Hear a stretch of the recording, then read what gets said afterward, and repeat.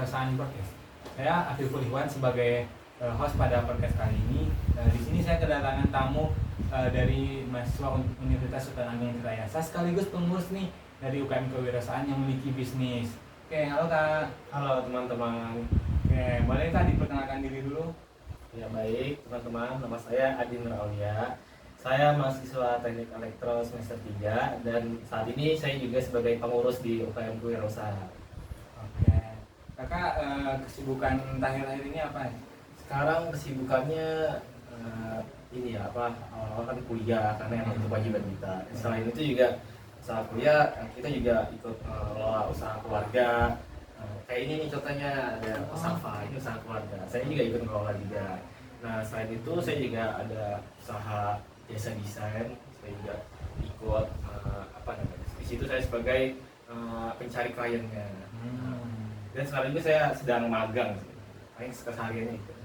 Sangat sibuk sekali ya kayak. Enggak sih. Oke, tadi kakak bilang ada usaha di bidang kreatif ya, ada Mandista Studio. Nah, boleh diceritain dulu Kak, awal mulai usaha itu gimana Kak? Jadi awal mulai usaha sebenarnya sendiri ya. Sebenarnya lagi liburan itu lagi banyak waktu kosong ya, waktu kosong di situ cari-cari lah di internet freelance gitu ya. Nah ternyata emang freelance yang bisa remote tuh terutama desain, walaupun saya sebelumnya saya nggak bisa desain sama sekali, tapi ya namanya belajar pasti bisa gitu ya. Jadi saat itu saya juga belajar bagaimana cara desain, terus hasil desainnya saya ikutin kontes, terus saya ngebid project di salah satu platform namanya platform freelancer. Ya awal-awal sih kadang namanya awal ya itu nggak terlalu lancar gitu. Paling kita capek-capek desain tapi ujungnya kalah kontes atau ujungnya bidnya nggak diterima gitu. Oke, berarti kakak bukan dari jurusan yang bidang desainnya? Iya, bukan. Berarti belajarnya otodidak gitu? Iya, ya seperti yang saya bilang tadi gitu. Walaupun saya nggak suka, cuma ya kalau kerja remote tuh memang kalau nggak desain ya data entry atau enggak ya yang semacam itu lah. Karena kan remote kita nggak bisa langsung di tempat sana gitu. Nah, dalam kakak membuat bikin usaha ini ya, apa sih alasan kakak tertarik untuk terjun nih ke usaha ini gitu, usaha desain ini? Alasannya sebetulnya nggak ada tertarik sama sekali ya, karena memang saya nggak ada keahlian, tapi ya saya jalanin aja gitu. Sebenarnya alasan kenapa tertariknya karena ya dapat penghasilan gitu. Ya biasanya penghasilan emang dari orang tua doang, itu ada aja gitu pemasukan dari jasa desain itu. Ya, jadi kayak ini aja, free aja ya? Iya, freelance gitu. Nah, kan kakak juga kuliah nih. Nah, gimana sih kakak ngebarenginnya sama perkuliahan gitu, ngebagi waktunya buat jalanin usaha ini sama kuliah gitu? Apalagi teknik ya yang lumayan sibuk gitu kalau di teknik. Kalau dibilang sibuk sih ya sesuai kita aja ya. Maksudnya kuliah juga nggak mungkin dong 24 jam sampai malam gitu kuliah ya.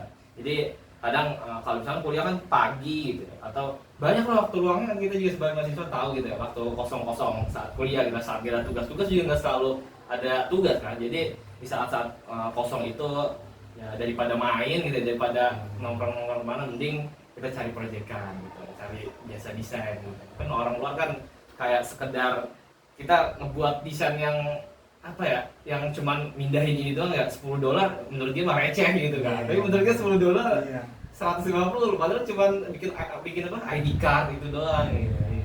Benar, berarti emang usaha di bidang desain ini cukup menjanjikan ya, pagi banyak nih yang butuh desain, jadi emang pasarnya gede ya kayak. Iya, pertama ya kita sih nggak ngambil pasar dari Indonesia doang. Indonesia maksudnya ya kita harus luas lah ya, maksudnya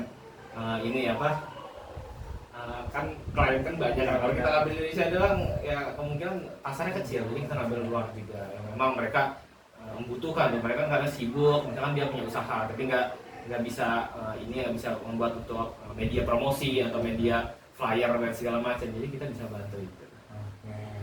Nah, kan dari sekian banyak desain yang udah kakak bikin nih di Mandista Studio ini, apa sih satu tantangan bagi kakak yang jalanin usaha ini gitu? Sebenarnya tantangan ya sebagai mahasiswa sih pasti ada aja kayak waktu yang nggak bisa kita kerjain gitu. Ada kadang-kadang ada nih klien yang minta malam-malam gitu ya. Malam-malam tiba-tiba karena waktunya kita beda ya, Indonesia kayak sama Amerika kan kayak GMT plus 12 gitu. Itu kan beda kan waktunya. Karena klien ada aja yang mau cepat gitu. Ada yang mau cepat, ada yang mau kita first respon, padahal di lokasi kita malam hari atau saat kita lagi kuliah, tapi mintanya cepat gitu. Kadang itu juga yang jadi menyebabkan saya juga nggak bisa ngerjain sendiri gitu. Jadi saya kadang mengajak teman-teman gitu. Jadi nanti hasil dibagi dua atau gimana gitu. Kesulitan mungkin dari waktu, terus sama kita juga ada kesibukan gitu. Sedangkan klien mintanya yang cepat gitu, mintanya langsung direspon.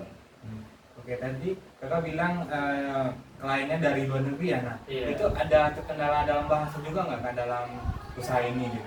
Kalau bahasa itu terkendala banget ya. Justru waktu itu saya pernah minta penjelasan gitu. Dia udah minta tolong buatkan sampel gitu. Dan buatkan sampel, misalkan itu kompro atau company profile ya. Tolong, itu kan ada beberapa halaman banyak kan. Nah, dia minta sampel untuk kita kerjakan. Kita udah ngerjain 3 halaman lah, 3 desain. Nah, dia suka. Sedangkan pas dia suka, oke, kita lanjut project ini. Dia mau lanjut gitu. Sedangkan dia mau minta nge-zoom langsung. Iya. Karena emang kompro kan banyak kan halamannya kan. Kalau misalkan cuma jelas lewat chat atau lewat informasi itu susah kan. Jadi di situ saya kadang minta maaf ya Pak gitu. Mohon maaf Mister, pokoknya kan kalau di chat mungkin bisa Google Translate gitu. Sedangkan kalau nge-zoom kan susah itu bahasanya. Jadi kita udah ngebuat capek-capek, udah ngebuat sampel, udah ngebuat yang sampel-sampel itu kan lumayan gitu ya. Ternyata ya karena terkendala bahasa itu digagalin. Akhirnya kata dia nggak bisa lanjut, soalnya emang harus komunikasinya harus penting gitu. Makanya saya juga sempat kemarin ikut les bahasa Inggris karena masalah itu ya. Ini ya. Itu udah dua klien minta Zoom, tapi saya alasannya lagi di luar, atau enggak misalkan kita lagi ada di daerah, pokoknya alasan dan beralasan gitu. Tapi tetap aja kalau klien nggak mau alasan, dia mau cepat ya, mau selesai. Jadi emang kita harus bisa mengerti Iya, dari mengerti mereka. bahasa. Mungkin kalau untuk yang proyekan ini mah bisa kayak lewat chat gitu. Berarti untuk bahasanya sejauh ini bahasa Inggris aja ya kak? Iya, bahasa Inggris. Karena Oke. mereka juga emang harus mengerti bahasa Inggris juga, kita juga harus. Oke. Nah, menurut kakak nih dalam usaha desain ini, studio ini, media apa sih yang kakak buat pemasarannya gitu, kayak buat mempromosiin usaha ini gitu? Nah, pemasaran itu banyak ya. Awal-awal yang sebelumnya saya jelaskan tadi, yang ada platform namanya freelancer.com. Itu platform ini berbasis di Australia.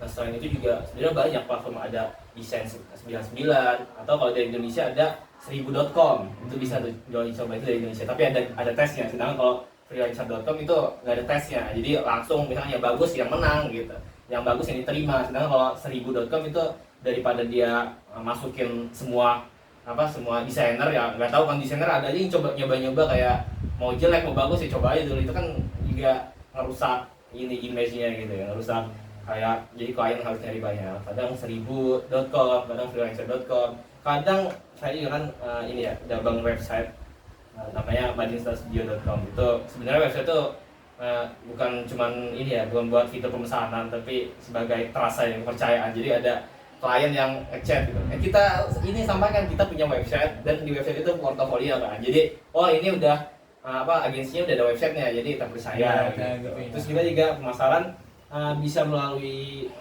kan tadi kan ini ya melalui platform, kita juga melalui WA langsung kita ngechat ke pelaku usaha, langsung door to door gitu. Dan kita ke kafe ngechat, kita jelasin dari awal kami adalah ini pokoknya kita jelasin dari awal. Mungkin kalau dari mereka ada yang minat gitu, mereka akan langsung follow up kembali.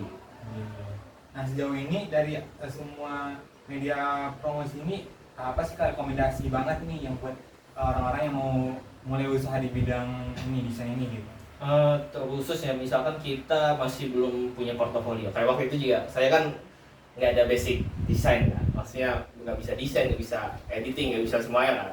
Nah itu saya di freelancer.com itu kan ada namanya kontes. Jadi di kontes itu yang bagus yang menang gitu. Kayak ada perlombaan gitu. Iya, perlombaan yang bagus yang menang, bukan bukan nge-bid project ya. Kalau nge-bid project atau kita menawarkan kan pasti orang mau ngelihat portofolio kita kan. Sedangkan kalau kita masih baru kita nggak punya portofolio kan. Jadi ya kita ikut kontes dulu. Jadi kalau ikut kontes misalkan gagal ya kita coba lagi misalkan benar-benar bagus ya itu berarti yang dipilih gitu. Dia nggak ngelihat portofolio kita, dia ngelihat hasilnya langsung gitu. Oke. Nah, selanjutnya nih Kak, apa sih tujuan Kakak untuk Madinsta Studio ini ke depannya gitu? Apa kayak emang goals ke depannya itu apa gitu? Goal ke depannya sekarang sempat keteteran ya, maksudnya ada teman juga sebelumnya kan udah pernah kontrak sebulan kayak apa ya dia sebulan, tapi lama-lama karena mereka juga mahasiswa, saya juga mahasiswa, kadang terkendala kayak tolong dong kerjain ini, dia nggak bisa, maaf mas nggak bisa gitu. Ujungnya sekarang dia keluar terus minta per project gitu. Minta per project, minta apa maksudnya, minta fee-nya itu per project bukan per bulan gitu.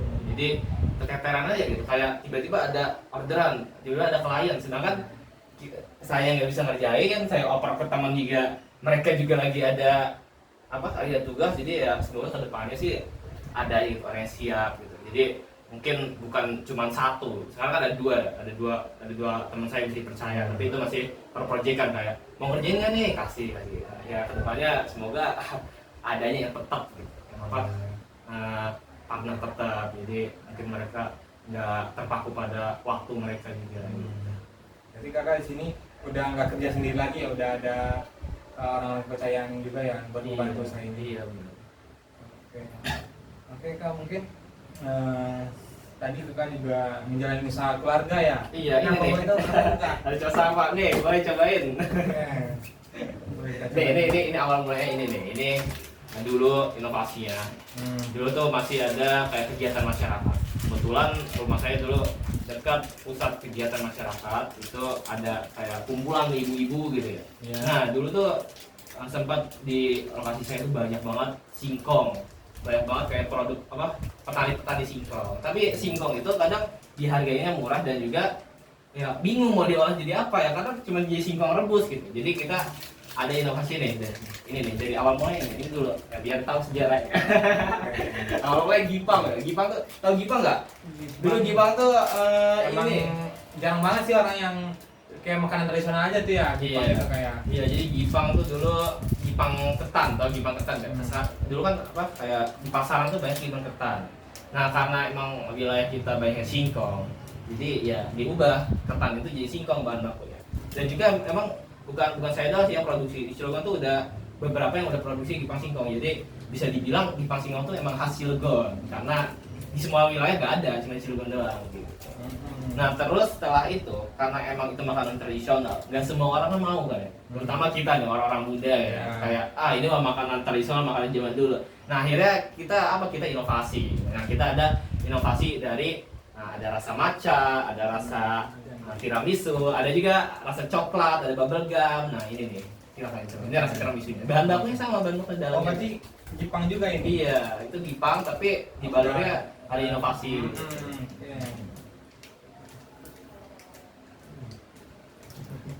Mas enak mah? Iya. Saya baru nyobain Gipang kayak gini di sini di Serang gitu. Biasanya saya nyoba Gipang ya di tempat-tempat toko oleh-oleh gitu doang ya.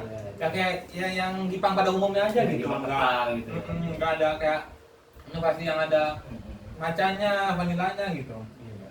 Masih banget Kak. Oke.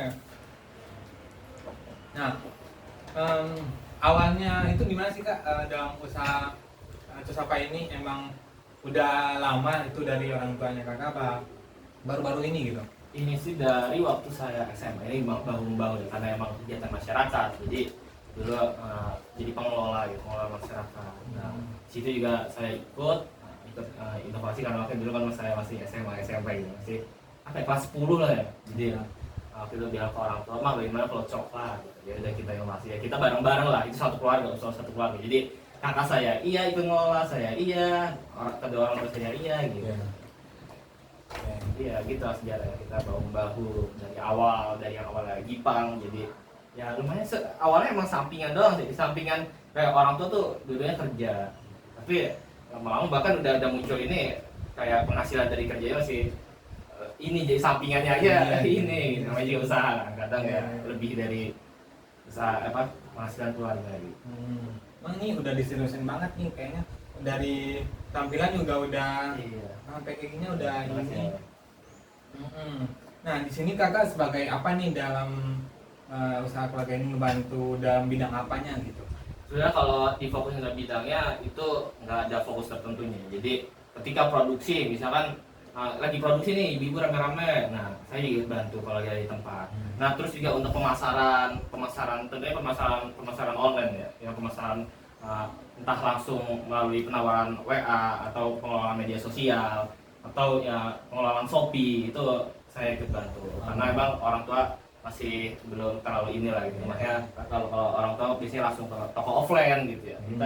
Kita Lebih online iya, gitu kita ya. lebih ke kita lebih berfokus pada online itu saya dan kakak saya. Oke. Tadi kakak di mana aja bisa kita temuin nih Casafa? Kalau ini di toko oleh-oleh, di toko oleh-oleh tentunya ada di Cilegon, Serang juga ada. Misalnya kalau di Cilegon bisa ke Sarinande gitu. Kalau untuk online-nya bisa langsung memesan di Instagramnya Madinsa Melati, nanti bisa dicantum ya. Madinsa Melati dan official. Jangan lupa follow ya. Nah, kalau Shopee juga sama, Madinsa Melati gitu. Tulis aja Shopee atau nggak Gipang Singkong gitu. Atau nggak Cosafa Gipang Singkong. Atau nggak bisa kunjungi websitenya madinsamelati.com gitu. Oke. Nah tadi saya lihat usaha kakak ada Madinsanya nih. Iya. Nah ini apa sih kak, boleh jelasin Madinsa ini itu gimana? sebenarnya Madinsa ini singkatnya dari 3 saudara saya. Ma ini Maulida atau Maul kakak saya. Ya. Jin itu saya, Adin, Adin. dan saya itu Sabit. Jadi Madinsa, Maul, Adin, Sabit. Oke. Karena emang itu usaha keluarga ya. Jadi namanya juga Iya. nama kita bareng-bareng. Berarti dari nama anak-anaknya Iya, gitu ya? nama anak-anak. Oke. Nah, dari kakak ngejalanin membantu usaha keluarga ini, ada nggak sih hal-hal yang kakak pelajarin nih dari dari ngebantu usaha ini? Sebenarnya banyak banget ya kalau yang dipelajari karena emang saya basicnya elektro, ya nggak ketemu dong kayak pembelajaran tentang marketing atau tentang yang lain-lain sebagainya ya. Jadi dengan saya ikut ikut mengelola produk keluarga ini, ya pertama marketingnya dapat. Kita bagaimana caranya digital marketing, penawaran langsung atau enggak bangun relasinya itu juga. Kemarin tuh saya sempat ke ikut undangan pelatihan langsung di Serpong dari Badan Gizi Nasional. Itu kan keluarga kan karena emang itu hari Senin, enggak bapak saya ada urusan, ibu saya ada kerjaan juga, dan sedangkan anak saya ada kuliah. Nah, pas banget saya itu online dosennya. Jadi saya langsung ke sana, di sana ketemu ibu-ibu, di sini banyak banget tuh belajar dari ibu-ibu itu. Banyak banget ketemu relasi-relasi gitu. Apalagi ibu-ibu kan kayak ngelihat ada anak kecil, ada anak muda, langsung aja, "Mas, dari mana lah?" gitu. Sedangkan kan UMKM tuh rata-rata dipenuhi dengan ibu-ibu gitu. Jadi ya relasinya dapat, terus saya juga belajar dari pengalaman mereka gitu. Oke, jadi dengan ini kakak juga bisa kenal bagi banyak orang ya. Iya, terutama ibu-ibu. Itu emang udah UMKM yang udah ini lah bagus lah ya kak ya. Iya, mereka udah bagus ya, kita juga harus belajar. Iya bagi mereka ya. Oke, nah apa sih kak rencana buat usaha Cosafa ini ke depannya? Rencana jangka panjang lah Iya, jangka panjang. Kalau jangka panjangnya semoga Cosafa ini bukan ini ya, maksudnya ini kan cuma ada beberapa produk ya, ada 5 produk ya. Semoga emang lebihin lagi dari olahan singkong, yang di daerah saya kan singkong. Ya, kita kembangin lagi jadi. Kan rencananya nanti ada sereal itu kita masih ada rencana mau meneliti bagaimana sereal itu dibuat sereal jadi dari singkong gitu. Jadi serba singkong lah, pokoknya Madinsa Melati itu emang singkong gitu. Singkong basicnya Singkong. Jadi orang kenal Madinsa Melati apa? Oh singkong. Iya. Terus juga kedepannya kita lagi ada pengajuan ke BGN Badan Gizi Nasional buat MBG. Jadi MBG itu setiap Sabtu kan ada snack-snack gitu ya. Ada snack-snack gitu. Jadi kita ngajuin nih bagaimana kalau snacknya emang olahan lokal aja gitu. Jadi anak-anak juga bisa mengenal lah makanan tradisional terutama yang daerah Cilegon gitu. Makanya kemarin saya sempat ikut pelatihan dari Badan Gizi Nasional. Oke, nah sangat ini sekali ya, berarti udah memberikan lebih jauh banget ya Kak ya ke depannya ya. Ya, semoga ya. Semoga tercapai lah itu. Ya, amin. Nah, dari semua pengalaman yang kakak ini banyak banget pengalaman dari studionya, dari banyak banyak biasa aja. apa sih kasih tips dong buat teman-teman yang baru mau mulai, terus juga teman-teman yang lagi ngebantu usaha keluarganya nih Kak, apa kasih tips atau pesan gitu Kak? Iya, sebenarnya ini pesan buat saya juga ya, karena emang saya juga masih baru belajar ya, masih belum aja, masih belum besar lah ya, maksudnya untuk tips buat kita semua ya, kita jalanin aja dulu. Kita maksudnya walaupun bukan fashion, walaupun emang kita nggak suka gitu, tapi lakuin aja. Misalkan emang itu hal yang baik, lakukan walaupun emang kita nggak suka gitu, tapi ujungnya insya Allah ya, bisa dibantu oleh Tuhan. Oke, mungkin itu aja buat kepo kita kali ini. Nah, dari kepo kali ini kita banyak banget nih dapat ilmu dari Aden nih teman-teman. Banyak dari dia mulai bikin usahanya sendiri, sama ngebantu usaha dari orang tuanya yang bagus banget nih usahanya. Jadi buat teman-teman, semoga dari kepo ini bisa ngebuka pikiran teman-teman lah buat mulai usaha nih, dari walaupun dari mahasiswa gitu. Nah, terima kasih buat kakaknya yang udah nyempetin hadir ya Kak. Iya, Semoga usaha yang kakak jalanin bisa berkembang ke depannya. Oke, buat teman-teman sampai jumpa di kepo selanjutnya. Pantengin terus YouTube kita. Dadah. jangan lupa nyobain. Jangan lupa nyobain.